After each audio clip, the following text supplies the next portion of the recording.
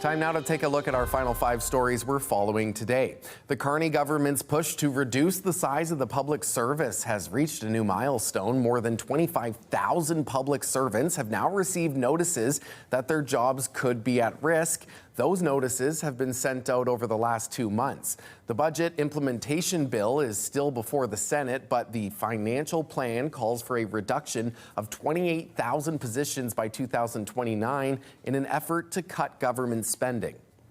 The RCMP is cutting dozens of positions at its national headquarters in Ottawa. Figures from the Treasury Board of Canada's Secretariat show the RCMP plans to reduce its workforce by 63 employees and 13 executives. The National Police Force is looking to find billions of dollars in savings in its budget. Last week, 285 employees at the national headquarters received notification that their jobs may be affected by possible job cuts in the federal public service.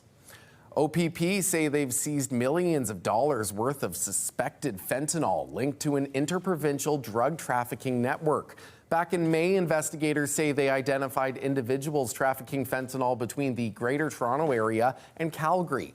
Then in February, officers executed a search warrant in Brampton and seized 18 kilograms of suspected fentanyl with an estimated value of more than $2.3 million. One suspect was arrested in Brampton and 3 others were arrested in Alberta. The Ford government is bringing back paper report cards to Ontario public schools. The press secretary for the education minister says the ministry is working to once again make report cards available in a paper format. The province says the move is being made so families have simple access to their child's progress. Schools in the GTA are mostly sending student report cards electronically on a dedicated portal or password-protected email. There's no timeline for when paper report cards will be available. And the tragedy of Hamlet is set to hit the stage at the Centre in the Square tonight, but this time the Prince of Denmark will be dancing.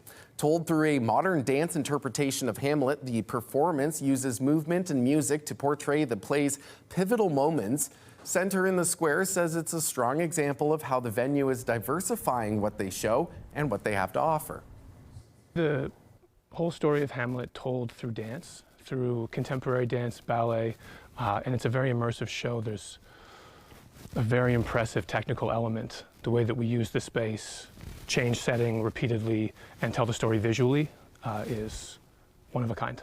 Is really setting the tone. It's a milestone for Centre in the Square and really kind of draw a path for what people hopefully will be able to expect in the future.